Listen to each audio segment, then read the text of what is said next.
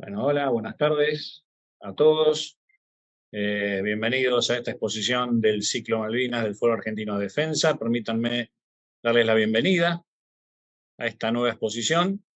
Soy el brigadier mayor Juan José Janer, retirado, y me acompaña hoy en la moderación el comodoro retirado, veterano de Guerra de Malvinas, Rubén Sazón. En nombre del foro, quiero agradecer la presencia de todos ustedes en la tarde de hoy para escuchar una exposición que creo que va a ser realmente muy interesante. Como primera cuestión, conviene aclarar que el Foro Argentino de Defensa es un espacio dedicado a la reflexión sobre temas relacionados con la defensa nacional sin fines político-partidarios y promueve el pensamiento crítico y el análisis a través de distintos especialistas, historiadores, funcionarios y comisiones multidisciplinarias de trabajo. Para la exposición de hoy tenemos el gusto de contar con la presencia del periodista Nicolás Casanseu, alguien que sin duda todos conocen y quien va a compartir con nosotros su experiencia relacionada con el conflicto de Malvinas, donde justamente el tema de hoy es Malvinas, la guerra ocultada. Recordamos a los participantes que esta conferencia está siendo grabada y que podrá verse en el sitio web del foro www.fadefensa.com.ar y en nuestro canal de YouTube www.youtube.com/c/Foro Argentino de Defensa. Para aquellos que quieran comunicarse con el foro, pueden hacerlo a través del contacto que figura en el sitio web, en el correo foro argentino o al correo foro argentino de defensa gmail.com. Sin más, le cedo la palabra al comodoro Sazone para que nos introduzca el tema y nos presente a nuestro expositor. Desde ya, muchas gracias a todos. Bueno, gracias Juanjo, muy amable. Buenas tardes, un placer poder ver tanta gente que hoy nos está acompañando. Soy el comodoro retirado Rubén Sazone, veterano de Guerra de Malvinas, y tengo el honor entonces de moderar junto con el brigadier Janer esta excelente charla que seguramente vamos a tener de parte de Nicolás. Durante la exposición rogamos por favor mantengan silenciados los micrófonos y aquellos que quieran hacer preguntas, eso va a ser al final de la exposición, aunque en el chat, si alguno quiere una pregunta, hacerla, la genera, nosotros la anotamos y la comentamos nuevamente al final de la charla para que el expositor pueda ir refiriéndola y respondiéndola. Voy a dar paso a la lectura de una apretada síntesis de su currículum de Nicolás, que realmente es importante que todos conozcamos su trayectoria. Nicolás Casanseu es periodista, documentalista y conferencista, además de ser el único corresponsal de guerra en cubrir toda la gesta de Malvinas desde el archipiélago, y el único civil en disparar un cañón contra los británicos. Se desempeñó como enviado especial en los conflictos bélicos de Nicaragua, El Salvador, Guatemala, Irak y el Líbano. Colaboró en los diarios La Nación, Clarín, Ámbito Financiero y la revista 7 Días. Trabajó como reportero y conductor en los canales de televisión 7, 11 y 13 de la Argentina y las cadenas CNN, Telemundo, Univisión y NBC de los Estados Unidos. Ha publicado 3 obras sobre la Guerra del Atlántico Sur. Malvinas a sangre y fuego en 1982, La pasión según Malvinas en el 2008 y La Malviniada en el 2021, en el 2021. Además de los libros El zar y la revolución en 2017 y Las claves del verdadero amor en el 2018. Entre otros reconocimientos, fue condecorado con la Medalla del Congreso Argentino a los combatientes de Malvinas y con la Orden a los Servicios Distinguidos otorgada por el Ejército Argentino. En el 2016 fue nombrado miembro honorario de la Asociación Argentina de Pilotos de Caza. En la actualidad reside en la provincia de Santa Fe y colabora con los diarios Infobae y La Prensa. Sin más, yo no tengo ya nada más que agregar, solamente dejarlos con nuestro invitado especial, Nicolás Casanseu. Nicolás, muchas gracias. Todo tuyo. Buenas tardes. Gracias a ustedes por la gentil invitación. La Guerra de Malvinas terminó en derrota, obviamente. La derrota, decía Saint-Exupéry, el autor del famoso libro El Principito y el que fatigara los hilos de la Patagonia, la derrota tiene la injusticia de conectar a los derrotados con la culpa. Otorga a los derrotados una sospecha de culpabilidad. Y esto es absolutamente injusto porque los derrotados, probablemente igual que los vencedores, pasaron las mismas penurias, evidenciaron el mismo valor, sufrieron las mismas heridas, pusieron el mismo amor y sin embargo fueron derrotados porque el Dios de la victoria no optó por ellos. Esto ha pasado en todas las guerras de la historia de la humanidad, la sospecha de culpabilidad de los derrotados, pero en nuestro país se vio muy acentuada por esto que lleva como título mi charla, que es que fue ocultada la guerra de Malvinas, con lo cual no solo quedó el manto de sospecha de culpabilidad, sino la imposibilidad de defenderse, de demostrar que en la derrota, así todo, muchos de nuestros hombres combatieron con valor y con honor, que en definitiva es lo único que importa en una guerra, porque la victoria o la derrota, eso lo decide Dios. Lo importante es que estando en una guerra uno dé lo máximo combatiendo con valor y con honor. Y esto lo hicieron nuestros combatientes, pero quedó ocultado, como quedó todo ocultado después del 82 en Argentina y hasta el día de hoy, aunque ha cedido ese manto de censura llamado desmalvinización, todavía sigue imperando en gran medida, impidiendo que los derrotados puedan tener su cuota de honor y reconocimiento antes de irse con Dios al otro mundo.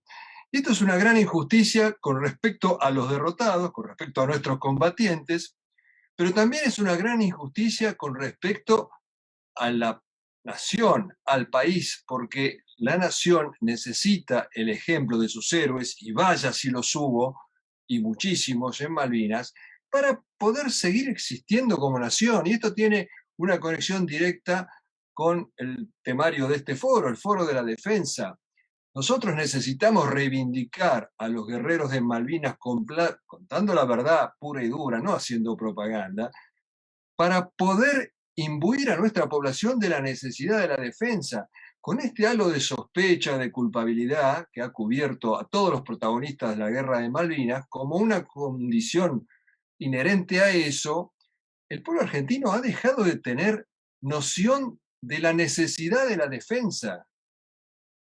En este mare magnum de desmalvinización que sobrevino después del 82, se planteó esa estupidez de que no tenemos hipótesis de conflicto los argentinos, no hay país en el mundo que no tenga hipótesis de conflicto, y además nosotros no solo no tenemos una hipótesis de conflicto, tenemos parte de nuestro territorio ocupado por tropas extranjeras, las Islas Malvinas, y nosotros necesitamos contar la verdad de lo que se ocultó de la guerra de Malvinas para que la gente tenga noción de que necesitamos un sistema de defensa del cual ahora carecemos.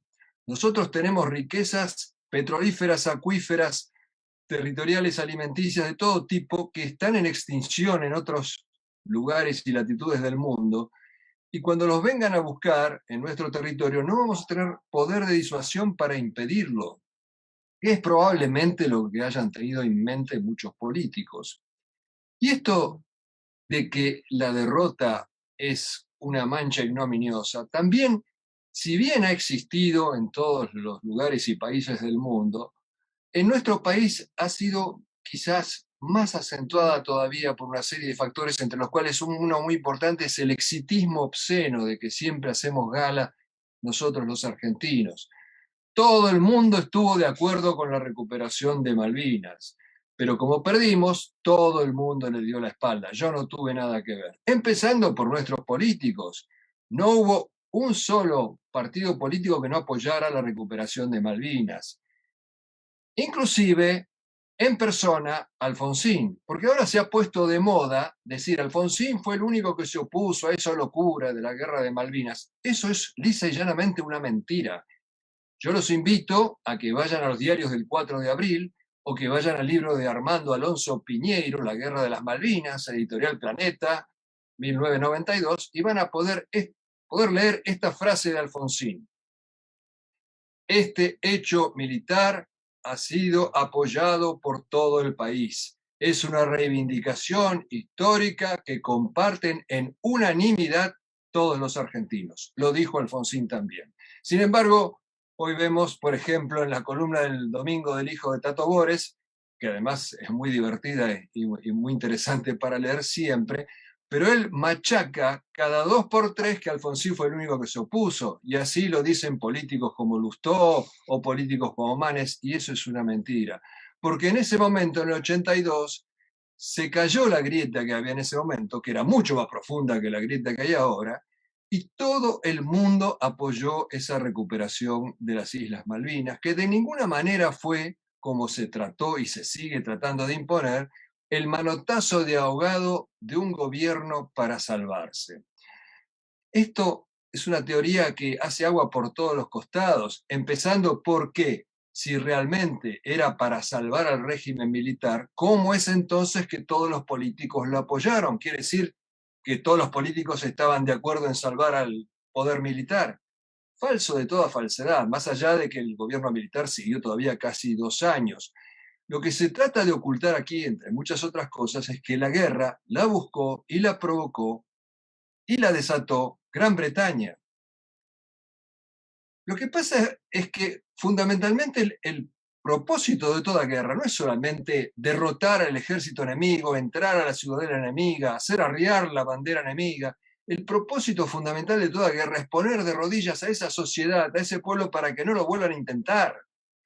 ¿Y cómo se logra eso? Lo dijo claramente un lord inglés 6 días después de la rendición de Puerto Argentino. Hay que revolcar a los argentinos en el fango de la humillación, así ni siquiera sus nietos vayan a fantasear con recuperar las islas. Y eso es lo que se ha logrado, hundirnos en el fango de la humillación, de que fuimos desarmados a la guerra, mandamos chicos, armados con gomeras, toda esa sarta de estupideces que se sigue repitiendo hasta el día de hoy. Y si bien, como dije antes, ha cedido la ola desmalvinizadora por efectos de las nuevas generaciones que no están prejuiciadas por peleas ideológicas de antaño y sobre todo por efecto de las redes sociales que permiten llegar a mucha más gente sin pasar por el filtro de los grandes medios de prensa, todavía continúa esta lucha por ningunear Malvinas, por ocultar Malvinas. Un ejemplo muy reciente lo da un documental emitido por la televisión estatal, la llamada televisión pública, sobre la guerra de Malvinas, que fue presentada por la hija de Palito Ortega, Julieta Ortega, donde el protagonista fundamental que habla de la guerra de Malvinas es mi ayudante de cámara, un muchacho muy simpático que tenía 24 años en Malvinas y que cuando cayó la primera bomba entró en pánico. Yo tuve piedad por él, además no me servía en estado de pánico porque no paraba de temblar, y 3 o 4 días más tarde lo mandé al continente. Y él es ahora el referente de este documental que habla de la guerra de Malvinas. No la vio la guerra de Malvinas, y lo poco que vio, lo vio a través de los ojos empañados por el pánico. Y fíjense que se da como casi una constante. En este caso nos quieren contar la guerra de Malvinas por alguien que no la vio o que la vio en pánico.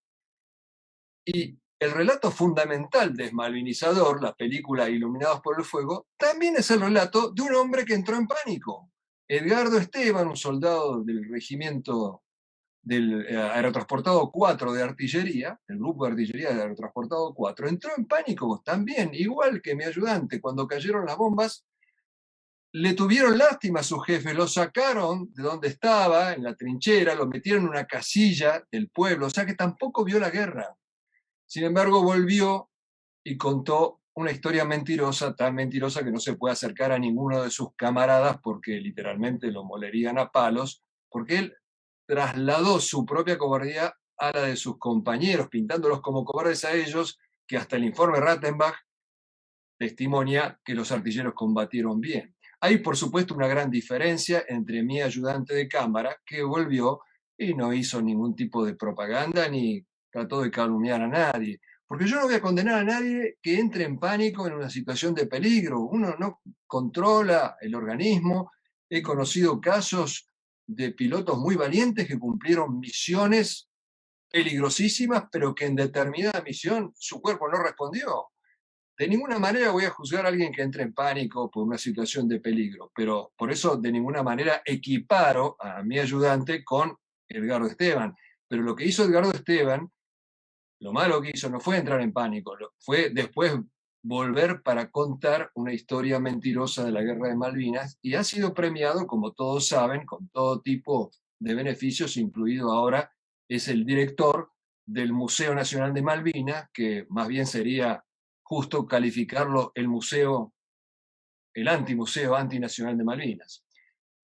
Sigue entonces esta ola desmalvinizadora tapándonos lo que realmente fue la Guerra de Malvinas, y una y otra vez tenemos que apelar a los testimonios de los ingleses para restablecer las cosas en su lugar, porque acá se oculta lo que los ingleses, con dignidad y con gallardía, diría yo, los militares, no los políticos, reconocen del coraje y de la eficacia, sobre todo de nuestros hombres.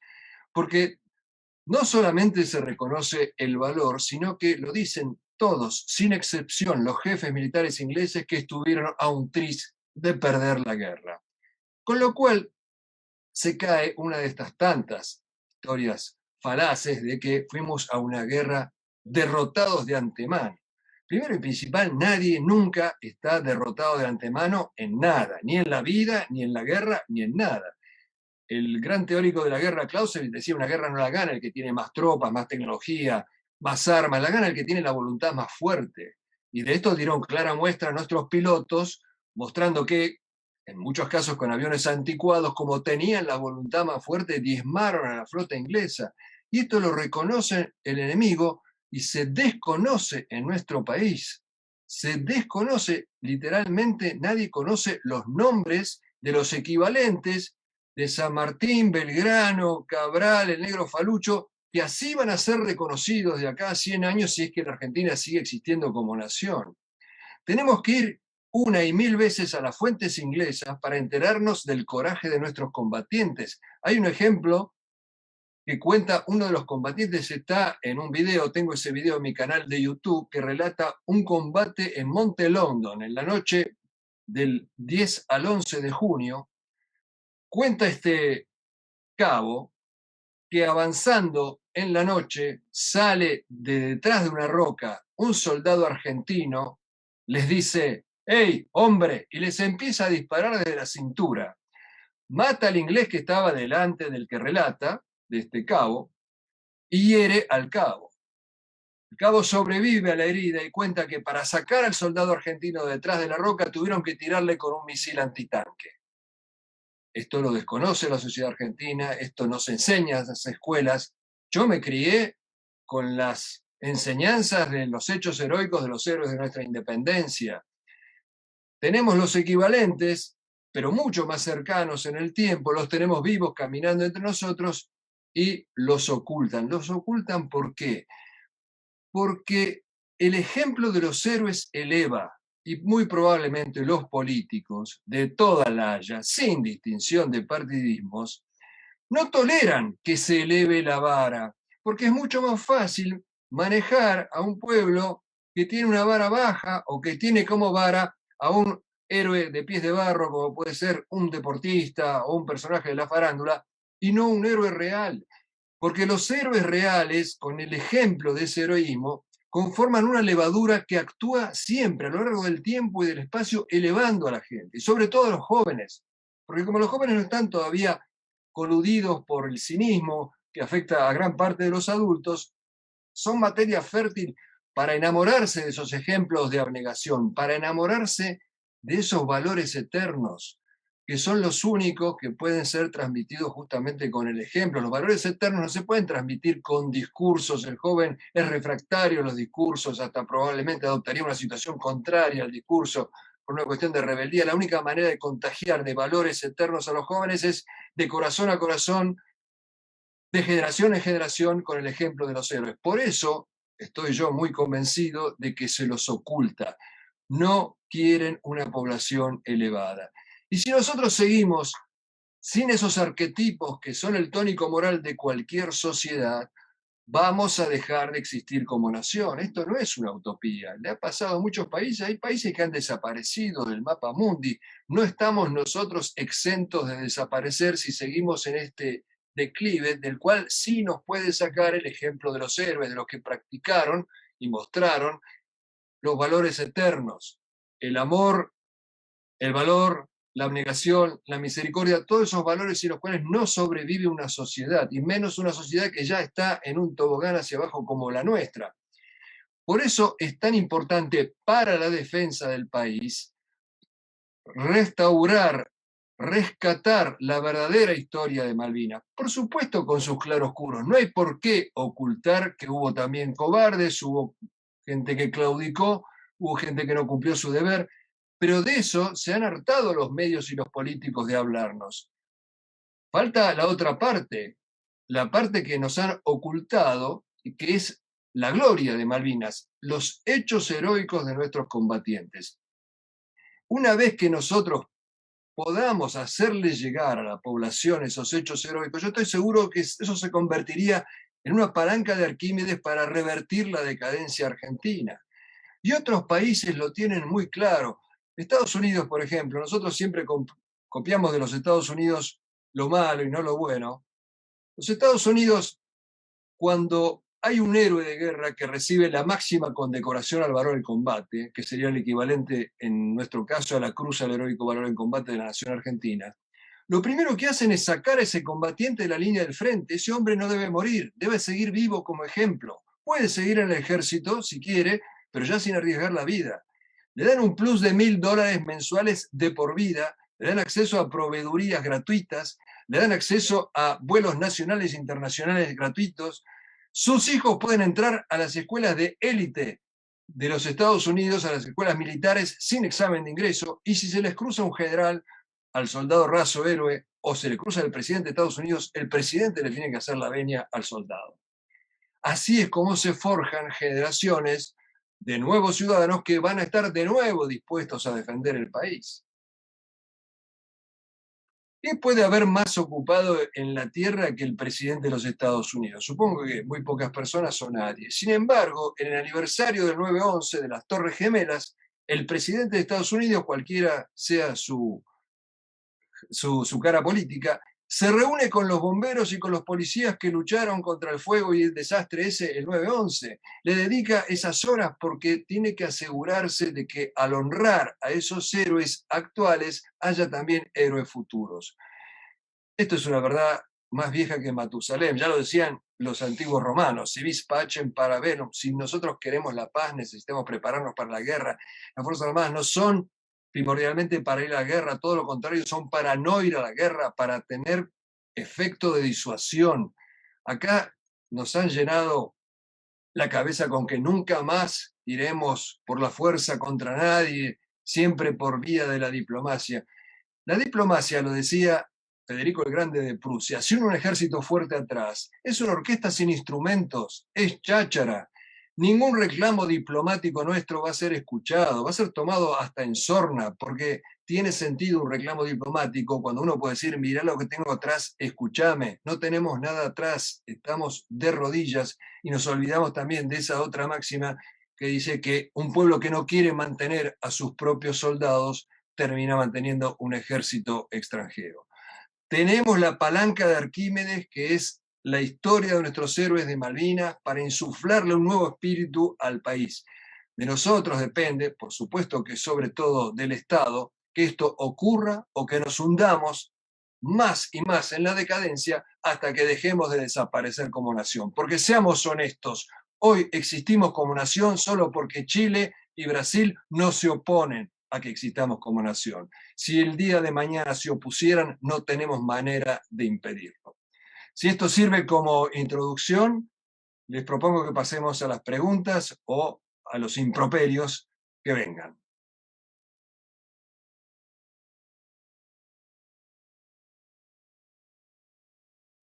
Muy bien, gracias Nicolás por esta excelente charla. Y para comenzar con esta segunda parte de las preguntas, le voy a pasar el testimonio al señor Comodoro Sassone para que rompa el hielo con la primera pregunta que tenemos acá de uno de los participantes.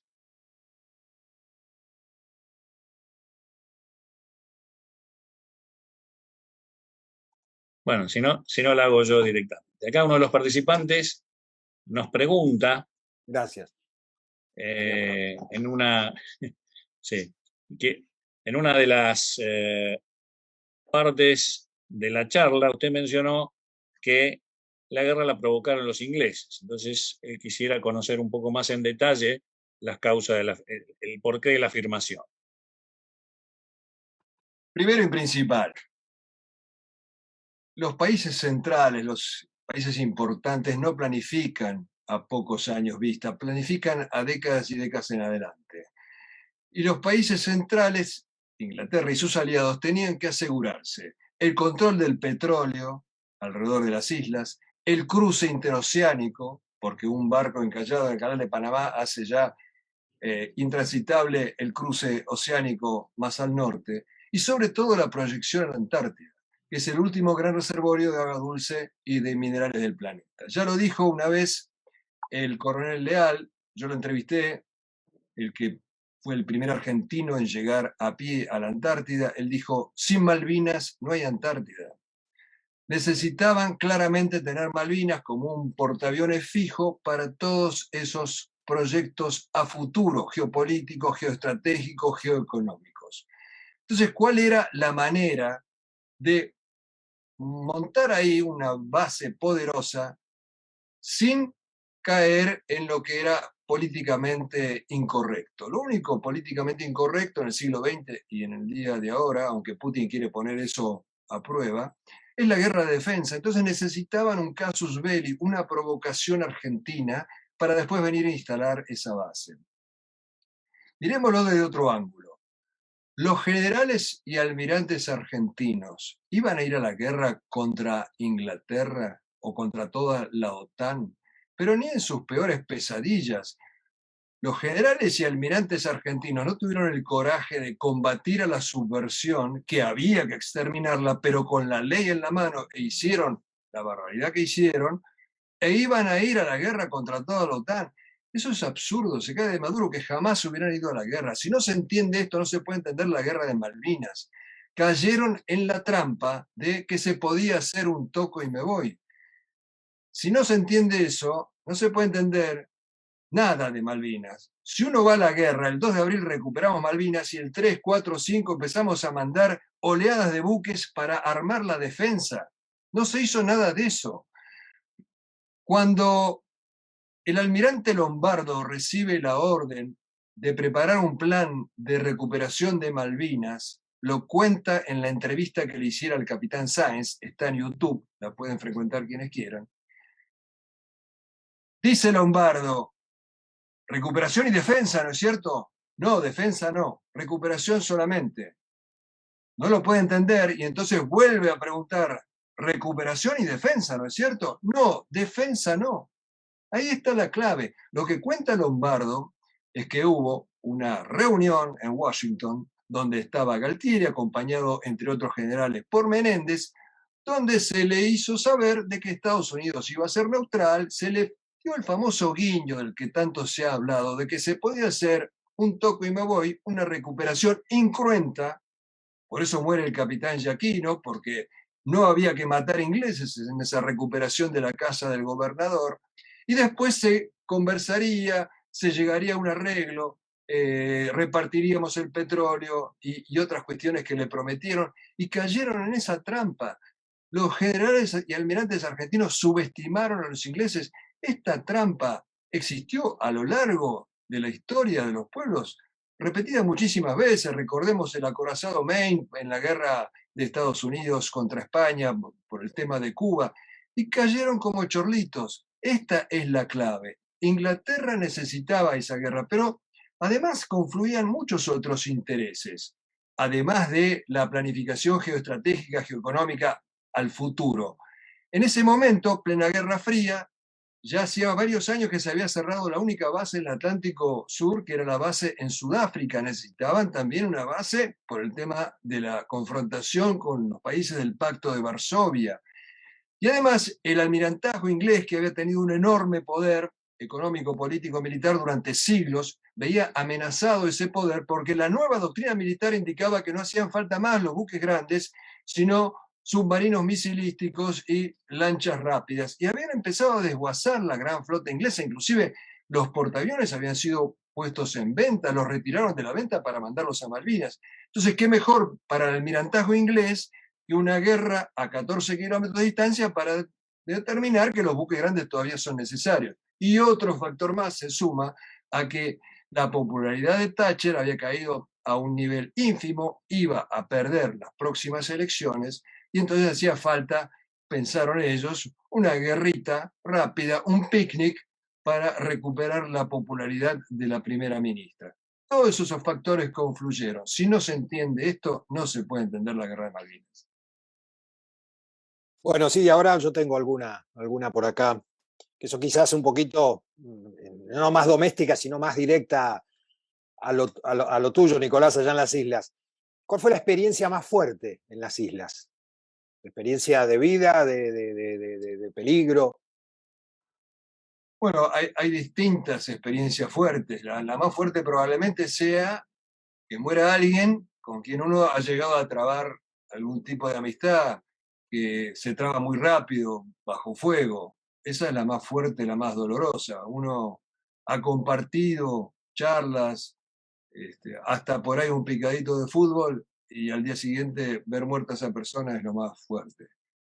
También otras experiencias fuertes, bueno, en mi caso particular, fue algo mencionado en la introducción cuando pude tirar ese cañonazo, ¿no? La verdad que fue, creo que se me ve en el video que tengo la suerte de conservar la felicidad que eso me causó, lo cual no me convierte en combatiente, ni mucho menos, pero quiero pensar que representa a los 200.000 civiles que quisieron ir a pelear, se anotaron y nunca los dejaron ir.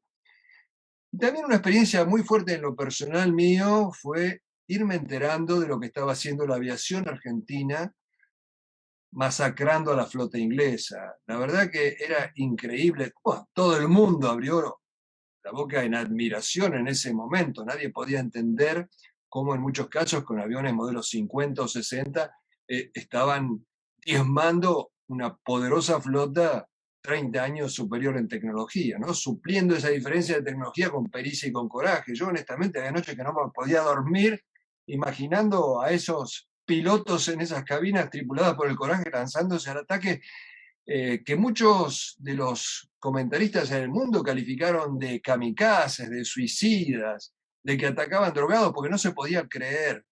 Y una vez le digo al capitán Pablo Carballo, uno de estos halcones, le digo, che, Pablo, dicen que ustedes atacaban drogados.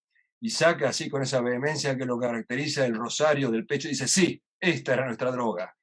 Creían en Dios, estaban forjados en la fe católica, en una mística, en la convicción de que la vida no termina con la muerte, y entonces, como siempre digo, no había nada más peligroso que un piloto argentino recién confesado.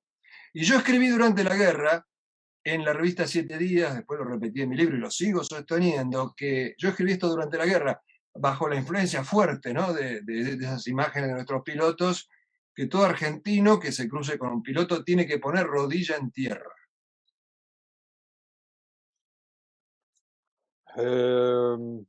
Esta es una que también tiene yo sé que tiene una historia. ¿Quién te designó para ir a las islas? ¿Los militares, el gobierno, el Canal 7? ¿Y a dónde iban tus reportes? A mí me designó el productor ejecutivo, que en ese momento tenía todo el poder en lo que era noticias, se llamaba Horacio La Rosa. Había un gerente de noticias, pero no tenía el poder que tenía este productor ejecutivo, que era el productor del programa principal de noticias 60 Minutos. Yo ni siquiera estaba en Canal 7, yo estaba en Canal 11 con Víctor Suero, Lucho Avilés, y días antes, sin que yo sospechara nada, este productor me dice, ¿no querés volver? ¿Cuánto querés ganar? Yo dije, bueno, calibró mis talentos, me quiere de nuevo, porque yo me había ido por desavenencias que tenía con él. Y acepté ir, y el 2 de abril me dice, venite a ver tu promo de reingreso al noticiero, sin que yo sospechara nada. Y el 2 de abril me despierta Víctor Sueiro, mi colega y amigo, y me dice, recuperamos Malvinas. Yo me quería matar, porque yo estaba en mi casa, estaba en pantufla, me la había perdido. Voy de traje y corbata a grabar mi promo, y le digo a La Rosa, ¿a quién mandaste? No, no mandé a nadie. ¿Cómo no mandaste a nadie? No, porque Gómez Fuentes tiene que conducir la batalla política, María Larreta es mujer, Leonardo Choclón tiene asma. Digo, pero mandame a mí. Ah, bueno, andá. Claro, ahí me di cuenta que lo tenía todo planificado, porque él sabía que me gustaba ese tipo de cobertura, yo había cubierto algunas guerras civiles en Centroamérica, y como yo además hablaba inglés, ahí me subí con mi camarógrafo, así como estaba de traje y corbata, y me mandé a Comodoro Rivadavia. Y el material, en esa época, no estaba la era de los satélites, no se podía transmitir desde Malvinas. Una vez hicimos el cálculo de que para transmitir desde Malvinas teníamos que poner 7 buques en línea recta hasta Buenos Aires, cosa imposible. Entonces, yo en abril iba hasta Comodoro, hacía algunas transmisiones desde Comodoro y volvía, pero después cuando se cierra el bloqueo, yo a partir del 23 de abril no me quiero ir más a Comodoro porque tengo miedo que se cierre el bloqueo y no poder volver, y entonces mandábamos las notas pidiéndole a los pilotos de los Hércules de Fuerza Aérea, también a veces de los pilotos de Fokker de la Armada, pero en su gran mayoría de los Hércules, que nos llevaran el material al continente, que después me entero, además del escalón de censura que tenían en Puerto Argentino, que yo padecía, hubo otro escalón de censura en Comodoro Rivadavia y otro más en Buenos Aires, y como no teníamos retorno de lo que se publicaba y de lo que no, yo asumía que alguna parte hubiera sido censurada, pero nunca pensé, y me enteré al volver, por testimonio de mis compañeros, que el 90 al 95% de mi material no solo no fue mostrado, sino que fue destruido, ¿no? Clara muestra de que no era funcional a la propaganda del momento. Gracias, Nicolás.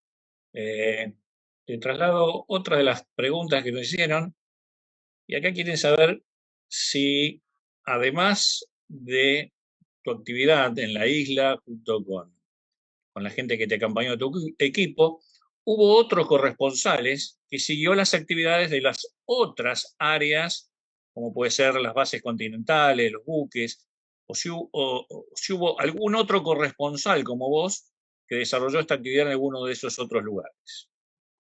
Bueno, yo no puedo hablar del continente porque yo no estuve en el continente, ¿no? Solamente me refiero a las islas.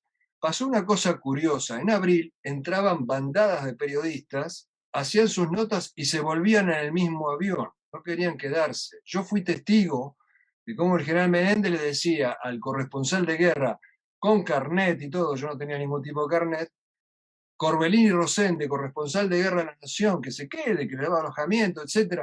Y la respuesta fue no, soy más necesario en Comodoro Rivadavia. Después se cerró el bloqueo y ya no entraron más periodistas, ni siquiera por un día, y quedamos cubriendo las notas allí, mi equipo y el equipo de Telam, que eran 2 fotógrafos, un técnico y 2 reporteros. Pero estos 2 reporteros inventaban noticias. Y mientras inventaban noticias triunfalistas que, en fin, no irritaban a Menéndez, no pasaba nada. Por ejemplo, inventaron de que el teniente Jukic, que murió en Darwin el 1 de mayo, cuando los Harriers atacaron la pista y murió al lado de su avión, que el teniente Jukic había atacado el portaaviones y había muerto atacando el portaaviones. Yo me acuerdo de la crónica que decía los pucará como mosquitos enardecidos, una estupidez porque un pucará jamás puede atacar un portaaviones. Y los camaradas de Jukic estaban enojados, decían, ¿para qué inventa? Ya murió en combate, no hace falta inventar estas cosas. Pero mientras inventaban este tipo de historias, no pasaba nada. Un día, uno de los cronistas de Telam inventó que los ingleses habían desembarcado y habían masacrado a los Kelpers, habían matado a 12 Kelpers. La noticia, por supuesto, causó gran impacto, era mentirosa. Lo citan a este hombre y le preguntan por qué inventó esto. Dijo, porque yo estaba haciendo acción psicológica, lo cual quizás sea un indicio de que pertenecía a algún servicio de inteligencia que no era el de Menéndez. Entonces Menéndez les quita los equipos y se cierra la corresponsalía en Telam. Ellos se quedan allí, pero ya no cubren nada. Como se jactaba este periodista, se quedaron tomando whisky del mejor. Pero además hubo 2 camarógrafos que pertenecían a las armas, que no eran civiles.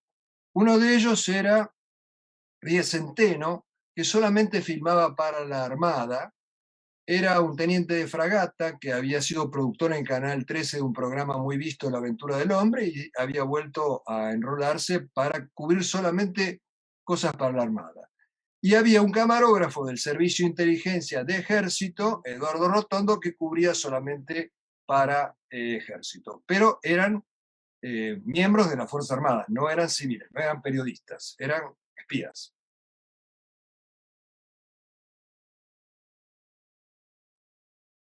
Gracias, Nicolás. No sé si usted tiene Sí, otra. sí, una alto contenido político, Nicolás. ¿Qué alineamiento para vos deberíamos tener? ¿China o Estados Unidos? ¿Cómo vamos a tener un alineamiento con una dictadura comunista? Después de que los comunistas desataron en nuestro país la hecatombe que terminó después en otra hecatombe que fue la represión militar. Quien piense así debería irse a vivir a China comunista y trabajar 18 horas por un plato de arroz como trabaja la inmensa mayoría de la población china. Nosotros pertenecemos a Occidente con todos sus defectos. Eso sí, jamás relaciones carnales, no la vergüenza de las relaciones carnales que proclamó Di Tella, el canciller de Menem, y duró 10 años. En cualquier otro país del mundo, un canciller que dijera relaciones carnales con Estados Unidos volaría al instante siguiente. Tenemos que seguir perteneciendo, obviamente, al bloque de la libertad con todos sus defectos, pero por supuesto con independencia. A los que quieren cambiar de amo, yo les contestaría con una frase del general Belgrano: ni amo nuevo, ni amo viejo, ningún amo. Gracias. Gracias, Nicolás. Acá hay otra pregunta que habla, a ver cuál es tu opinión, sobre si el hecho de que se cumplían en el año siguiente los 150 años de la posesión de las islas por parte de los británicos, si eso también fue un factor que contribuyó a que Argentina lanzara la ocupación de las islas, más allá de la incidencia del Reino Unido que vos ya señalaste. Yo traté de comprobar si eso existía y la verdad que nunca encontré ningún documento que confirmara eso. Más allá de que los británicos nunca han entregado nada por las buenas. O sea, los británicos retroceden ante el puño, ante la posibilidad de una trompada, pero por una cuestión legal no los he visto retroceder nunca.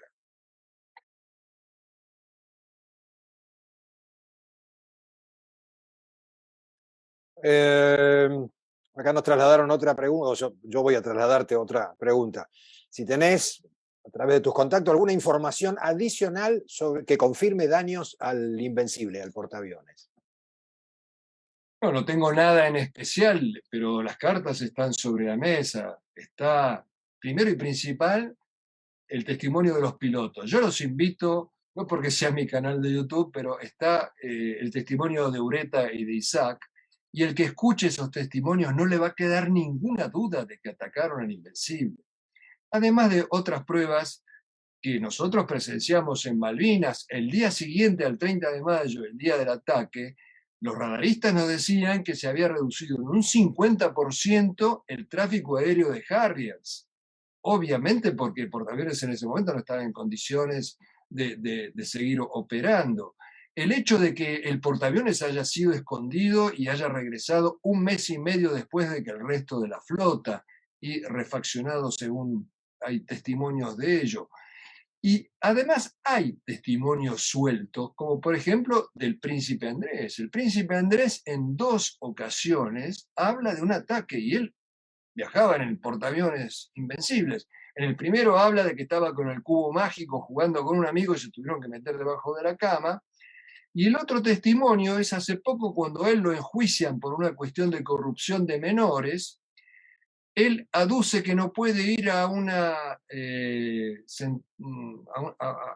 creo que a una instancia de juicio, no me acuerdo bien cómo era el detalle, porque él había desarrollado una condición médica que le impedía transpirar, nacida del ataque que sufriera a bordo del Invencible cuando fue atacado por los aviones ingleses. O sea, el heredero, o no heredero, pero bueno, el segundo heredero de la corona británica, ha dicho que fue atacado. Más allá de que los daños hayan sido o no grandes, medianos, el hecho de haberlo alcanzado no me cabe ninguna duda y ya eso en sí es una proeza. Pero además hay que ponerse en la lógica de los ingleses. Siempre minimizaron sus bajas, y no solo con respecto al portaaviones, y no solo en la guerra de Malvinas. Defienden su honor nacional, su orgullo. Van a ocultar sus bajas porque sería una afrenta insoportable para los ingleses que el buque insignia del gran imperio inglés, ahora venido a menos pero todavía formidable, haya sido alcanzado por unos sudacas. Gracias, Nicolás. Juanjo, ¿alguna otra? Sí, acá también preguntan,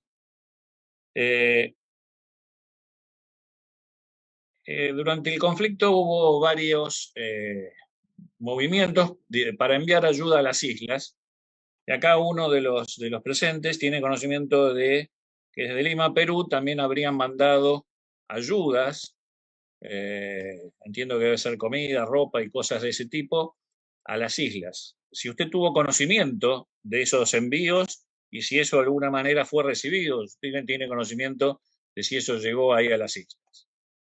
Con respecto al Perú, de comida y ropa, no, y no creo realmente que hayan intentado, no digo los peruanos, pero sí que desde la Argentina hubieran querido trasladar eso, porque no se podía trasladar ni siquiera lo que habían donado los argentinos, pero sí los peruanos nos mandaron armamento, entre otro, y eso lo vi yo con mis propios ojos, los lanzacohetes portátiles SAM-7 y un oficial peruano que se llegó hasta las islas con los lanzacohetes SAM-7. De hecho, yo tuve uno en mis manos, son lanzacohetes de fabricación soviética, le habían quedado a los peruanos, creo que de la época de la dictadura de Velasco Alvarado, que era prosoviético, y curiosamente uno de estos lanzacohetes SAM-7 lo tenía el jefe del radar de Malvinas, el mayor Silva, y había emplazado a varios de sus soldados alrededor del radar, y su sueño era dibujar un Harrier en el radar,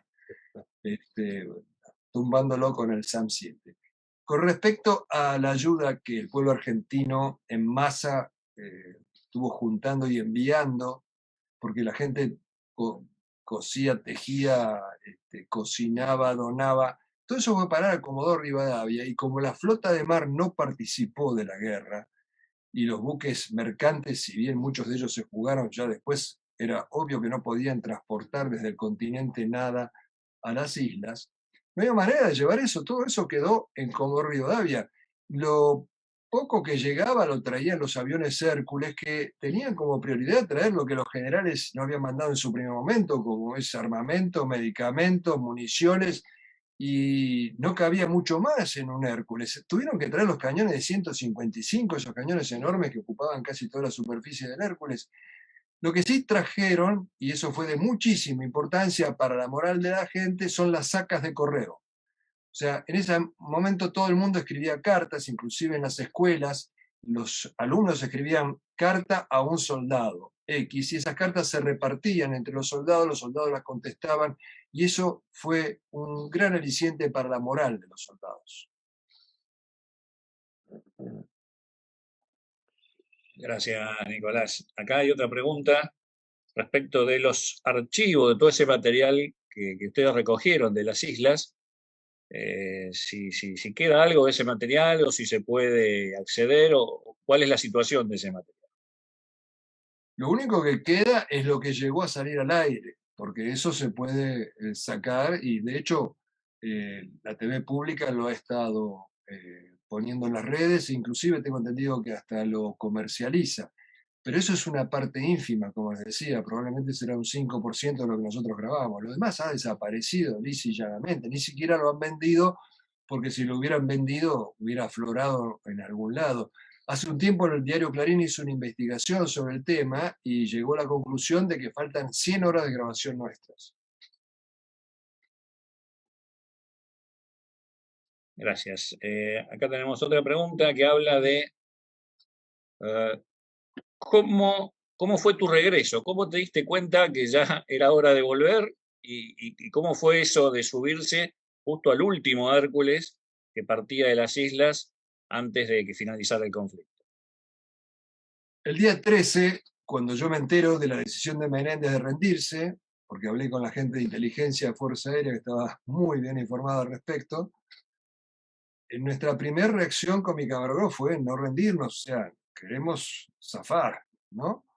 No ver la rendición, no presenciarla y no rendirnos. Entonces le pedí al general Menéndez que me deje subir al buque hospital Almirante Irizar, que estaba fondeado allí, en Puerto Argentino, y me lo negó como me negaba casi todo lo que yo le pedía. Nos caímos en casi una depresión profunda porque, bueno, nos resignamos a caer prisioneros, hasta que a último momento llega un suboficial de Fuerza Aérea, un radarista, Casani, y me dice, mira, vino un avión Hércules trayendo un cañón de refuerzo, el comandante no va a entregar la aeronave, quieren intentar subirse. Hablé con mi camarógrafo, decidimos intentar subirnos a ese avión.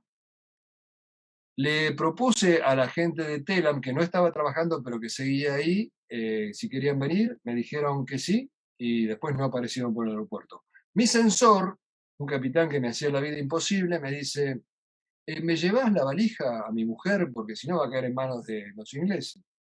Digo, bueno, yo te la llevo, pero alcanzámela hasta el avión, porque yo estoy cargado hasta la manija, no puedo llevártela solo.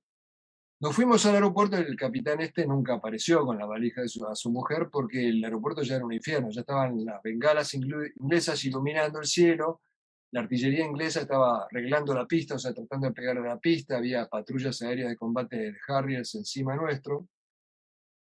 Nos subimos unos 100 hombres hasta que de repente alerta roja, todos afuera, salimos despedidos por la escotilla esa de los paracaidistas, varios se quebraron en esa caída.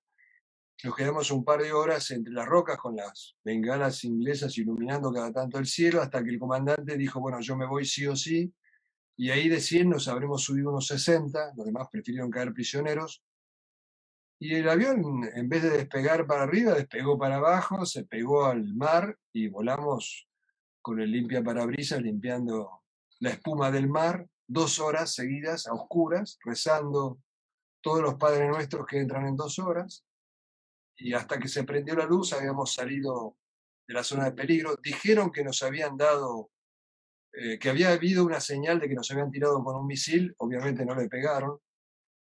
Cuando se prenden las luces había vómitos alrededor mío por la gran tensión, ¿no?, de ese vuelo. Había un suboficial de Fuerza Aérea con una 9 milímetros en la mano que cuando lo veo le digo, macho, ¿qué te pasa? ¿A quién querés matar? No, es que si entraba un misilazo yo no quiero morir ahogado, yo me pego un tiro primero. Y mi camarógrafo me dijo, vos sabés que durante el vuelo me desmayé. Y años más tarde, cuando él se enferma de cáncer y le hace un estudio generalizado, le encuentran un microinfarto. Fue un vuelo infartante ese. Y también años más tarde, charlando con el mayor Silva, el jefe del radar de Malvinas, que era el que nos guiaba para salir de allí, nos dijo, muchachos, yo les dije que yo los estaba guiando, pero en realidad ustedes no tenían manera de salir de ahí. A ustedes los sacó la Virgen.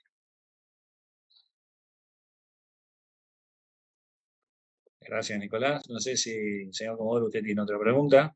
Tengo una política también interesante. ¿Por qué Chile nos traicionó? Estoy trasladando preguntas. Yo tengo mi respuesta, pero esa es mía.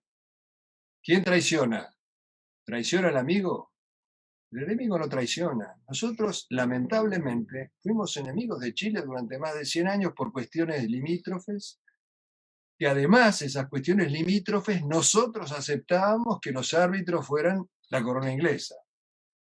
4 años antes de Malvinas, nuestros pilotos ya habían despegado para arrasar Chile. Nuestra superioridad militar en ese momento era total. No hubiera quedado nada de Chile. Por suerte eso se paró. Hubiera sido una gran tragedia. Pero estuvimos a un tris de entrar en guerra con Chile. ¿Podemos llamarlos amigos después de esto? Obviamente no nos iban a apoyar. Lamentablemente. Esta es la verdad cruda y dura. Pero además hay otro factor que me parece muy importante.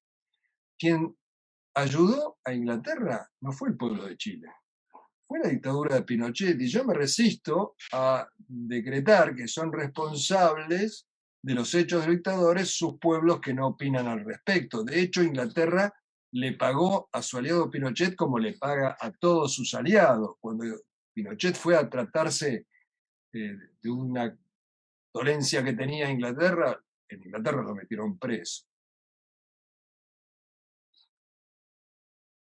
Gracias, Nicolás.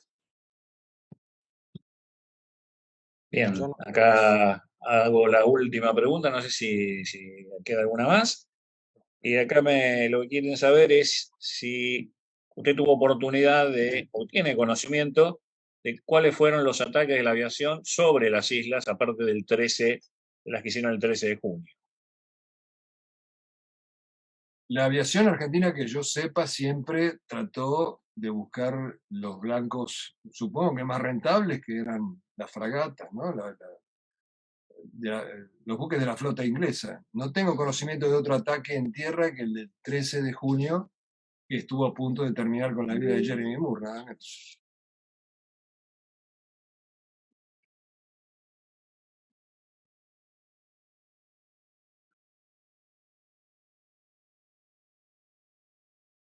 No sé si, señor Comodoro, usted tiene algo, alguna otra Una, pregunta. una que acaba de entrar. Dice el forista, ¿qué opina sobre el libro del Tata Joffre, sobre los prolegómenos de la guerra? Yo leí el que se llama 1982, este último no lo leí.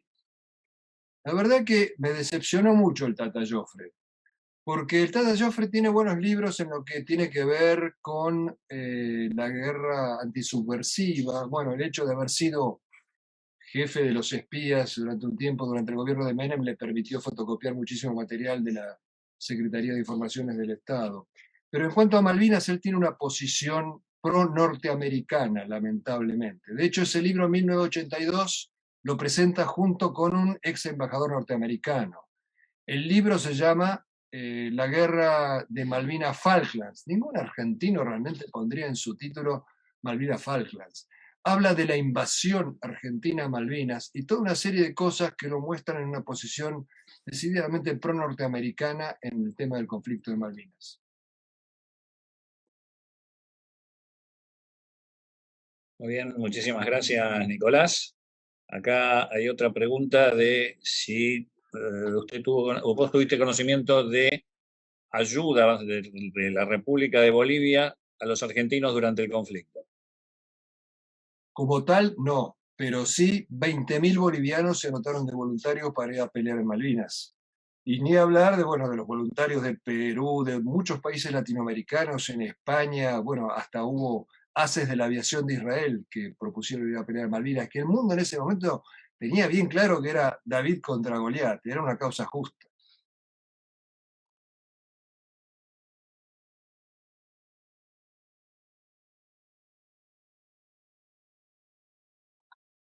Muy bien, gracias, Nicolás. Con esto, no sé si, señor Comodoro, usted tiene alguna otra No, pregunta. ya no. Sí. Si no, entonces finalizamos con este segundo bloque. Quiero agradecer en nombre del Foro Argentino de Defensa, principalmente a nuestro expositor, por sus palabras, por su tiempo y por todos los aportes que ha hecho en tratar de ilustrarnos y de mantener viva esta memoria y esta historia que es Malvinas. Y destaco que durante la exposición hemos tenido la presencia de participantes desde Perú, desde España, desde Uruguay y de otros países hermanos que normalmente nos acompañan en estas exposiciones. También agradecemos a quienes siguieron la transmisión vía streaming por nuestro canal de YouTube. También agradecemos en nombre del presidente del Foro Argentino de Defensa, licenciado Santiago Lucero Torres, especialmente a nuestro expositor por esta enriquecedora exposición. Gracias también a los responsables de la coordinación general, que son los que hacen factible la programación de estas exposiciones, a los responsables de la difusión, que hacen posible que esto se conozca en distintas partes del mundo, los encargados de la parte técnica y a todos los integrantes del foro que de una manera u otra contribuyeron a que esta exposición pudiera ser una realidad. La próxima exposición será en fecha a confirmar. A través de nuestras redes sociales nosotros nos pondremos en contacto como habitualmente lo hacemos. Agradecemos nuevamente la participación de todos ustedes y antes de dar por terminado el evento, quería darle al expositor, a Nicolás, la oportunidad de hacer su despedida del auditorio. Gracias a todos y le cedo la palabra a Nicolás. No, gracias a la invitación, gracias a los que han escuchado. He visto ahí nombres gloriosos de combatientes de Malvinas, lo cual me llena de orgullo, como Luis Longar, por ejemplo.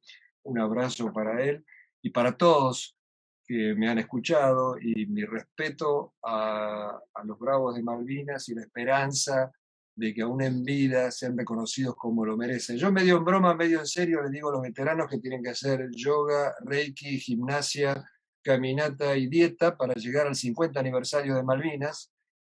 ya que a San Martín lo hemos echado prácticamente del país y lo hemos rehabilitado 50 años después de haberlo echado. Así que quizás nos toque también ver a los veteranos de Malvinas reivindicados 50 años después. Aguante los veteranos. Bueno, y una última pregunta, Nicolás, que esta entró por la ventana. ¿Vos sos veterano de guerra de Malvinas? Yo fui equiparado junto con los otros civiles a los soldados conscriptos por una ley de 1986, en la época de Alfonsín, cuando no existía ninguna pensión, obviamente. Así que, sin haberlo pedido, todos los civiles que estuvimos en Malvinas fuimos equiparados a los soldados conscriptos combatientes. Bueno, aclarado el tema, muchísimas gracias. Se nos acabó el tiempo y en nombre del Foro Argentino de Defensa les doy nuevamente las gracias a todos y será hasta nuestra próxima oportunidad. No sé, Abel, si estamos para hacer algo de micrófono abierto, si hay alguna acción, y si no, daríamos por terminada la actividad. Daríamos por terminado, Juan José, ya está todas las preguntas por chat fueron formuladas y no hay nadie con la mano levantada, así que daríamos por terminado con esto. Muchas gracias. Bien.